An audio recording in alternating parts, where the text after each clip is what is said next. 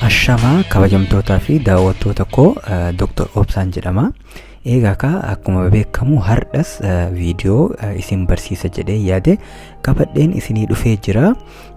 Egaa faayidaa walqunnamtii saalaa namni hunduu ni beeka jedheen abdii qaba.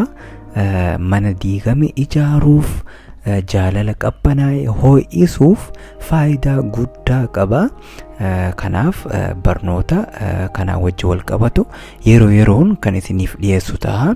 Subscribe gochuun maatii naaf ta'a jecha, akkasuma like gochuun hamilee nuuf ta'a. Viidiyoo itti aanuufis hamilee naaf ta'a.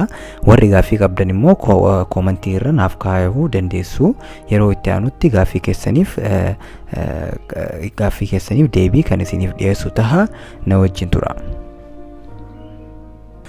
Egaa yeroo hedduu namootni baay'een ni dogongoruu. Dogongorri kun immoo mi'aa walqunnamtii saalaa balleessuu danda'a. Nama sana wajjin qunnamtii godhuun akka isin jibbisiisu godhuu danda'a. Jireenya jaalalaa ho'aa ta'e jiraachuuf, walqunnamtii mi'aawaa ta'e gochuuf dogongora kanneen sirreessuun dirqama keessanii. Kan ammoo tokko tokkoon kan isiniif ibsu ta'a. Inni tokkoffaan bakka arginetti hundatti walqunnamtii godhu malee jedhanii jarjaruun barbaachisaa miti.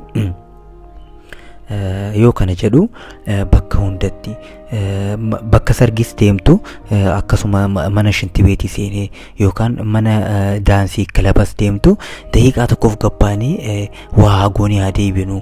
Nama akkati jarjaraa ta'e shamarran hin fedhanii.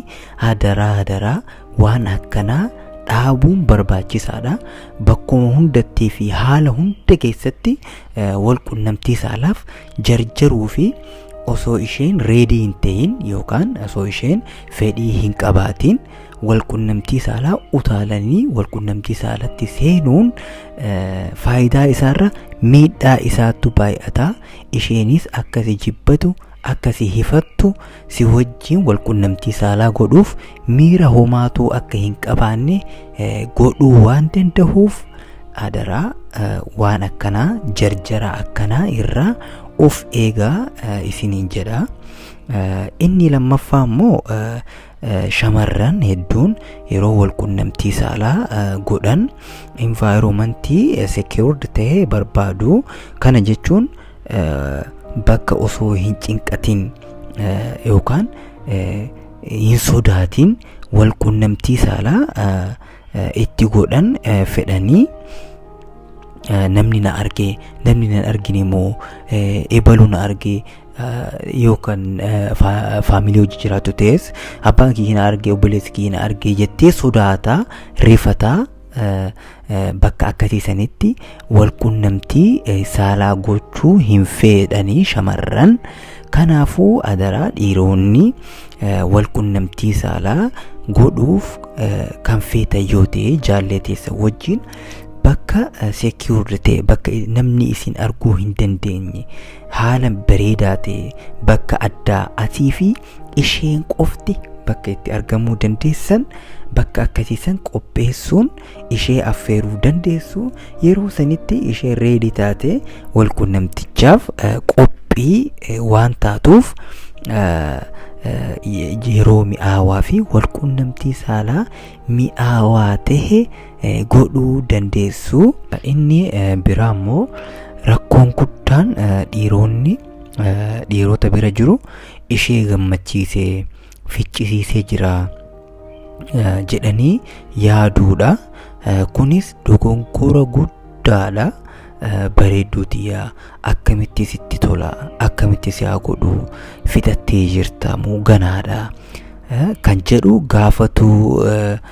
akka gaafatu dhiironni tokko ishee gammachiisee jira, fixachiisee jira jedhanii laphee dhiibanii deemuu fi bakka hundatti ficcisiisee jira, ishee ficcisiisee jira, akkana godheenii jira, akkas godhee jira jedhanii laphee dhiibanii haasa'uun dogongora guddaa fi barbaachisummaa hin qabu. kana malee yeroo dhungattuunitti yookaan yeroo wal qunnamtii ishee wajjin gootu fixattee jirta, gammaddee jirta, sitti tolee jira, akkamitti si haa godhu, akkana sitti tolamu, akkasi sitti tola jedhanii gaafachuu fi fedhii ishee hubachuun hedduu barbaachisaadha. Kanaaf ishee gammachiisaa jira jedhanii dirree qullatti laphee dhiibanii deemuun mana ijaarame diigaa. Kanaaf wal mari'achuu fi wajjin haasa'uun baay'ee barbaachisaadha. Inni sadaffaan dogongorri guddaan dursanii fixuudha yookaan dursanii jigsuudha.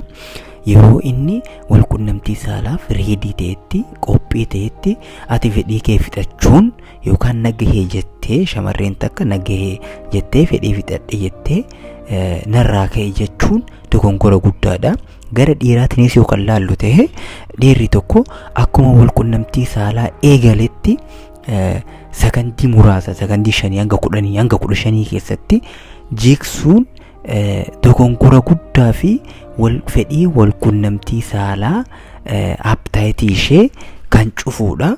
Yeroo itti aanuuf nama san wajjin wal qunnamtii saalaa akka isheen hin goone balbala kan banuudha. Kanaaf dhiironni waan kana fooyyessuun barbaachisaadha. Rakkoo isparmii dafanii jigsuu sagantaa itti aanutti barnoota gahaa ta'e qabadheen kan isiniif dhufu ta'a. Garuu ammas ishee dura dafanii fixuun dogongora guddaadha.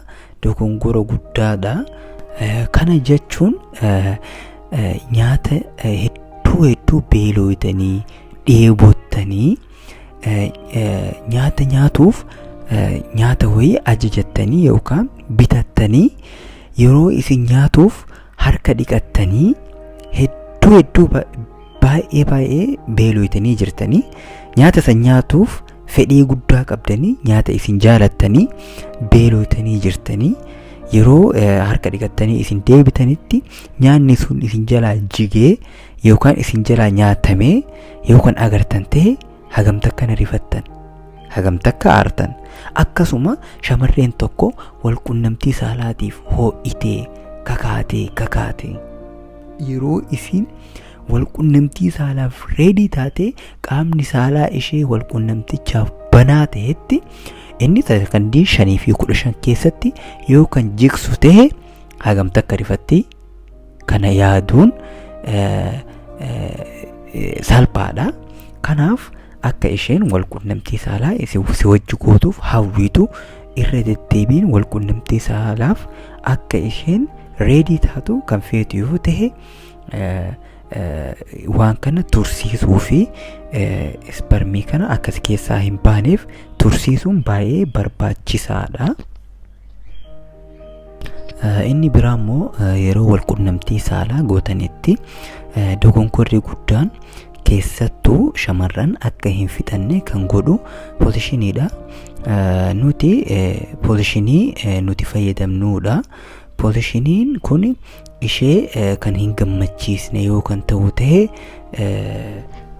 kuma kana dura isiniif himetti wal qunnamtii saalaa dura qaamni shamaraa gara gubbaa rigamuu fi stimuleet godhamuu qaba. Namoonni hedduun qaama saalaa isaanii kan ishee keessa yeroo seensisanitti yookaan qaama saalaa isaa fuudhee qaama saalaa ishee keessa yeroo seensisutti waan gammaddu yookaan waan fixattu itti fakkaataa dhiironni hedduun. Garuu kuni dogongora. Qaamni saalaa shamarranii gara gubbaatiin qinxiree ishee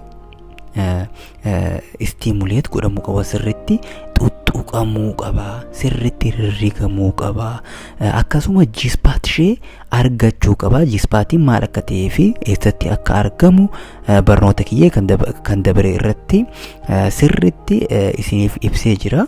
kana fayyadamuun jispaatii ishee argachuun jispaatii ishee argachuuf immoo fakkeenya pozishinoota akka joogii staayil fayyadamuun ishee gammachiisuu dandeenya.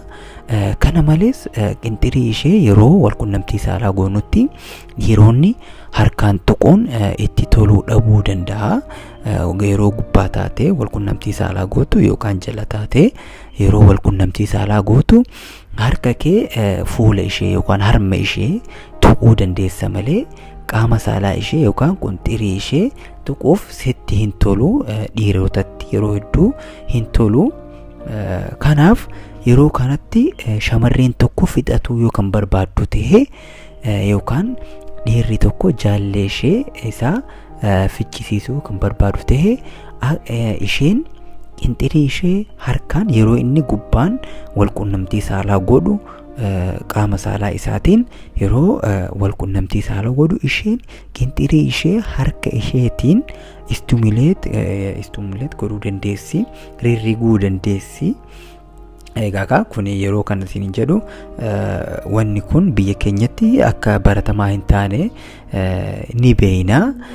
Anis gara kootii waan kana hin jajjabeessu, garuu akka saayinsiitti kan deemnu yoo ta'e aadaa malee akka saayinsiitti kan deemnu yoo ta'e wanni kun baay'ee barbaachisaa fi isin lachuu wal saalfachuu yookaan wal qaanfachuu tokko malee walitti himuudhaan yeroo ati jalaa walqunnamtii saalaa gootu isheen gubbaadhaan qinxirii ishee rirriguun fixachuu fi jiksuu dandeessi. Yeroo hedduu nuti kabeenu dhiironni akka jiksan qofa, garuu shamarranis ni jiksuuf immoo shamarreen takka dhiirarraa qofa eeguu osoo hin taane isheenis jiksuuf ofiif akka jiisitu of gargaaruu dandeessi. Qinxirii isheetti tuquun fedhii ofii kakaasuu fi of gammachiisuu dandeessi jechuudha. Kan akka isheen gootu dhiironnis jajjabeessuu fi wal mari'achuun waan kana jijjiiruu dandeessu. Egaa barnoota keenya kan har'aa asirratti kan xumurru ta'a. Yeroo itti aanutti barnoota isin barsiisan jedhee yaade qabadheen kan isiniif dhufu ta'a. Gaaffii qabdan koomentii irratti naaf kaayaa. Yeroo itti aanutti gaaffii keessan irratti viidiyoo kan dalagu ta'a. Egaa subscribe gochuun maatii nuuf ta'a. Like gochuun hamilee nuuf ta'a. Viidiyoo itti aanuuf na jajjabeessaa jecha fayyaa hin dhabinaa, fayyaa argadhaa.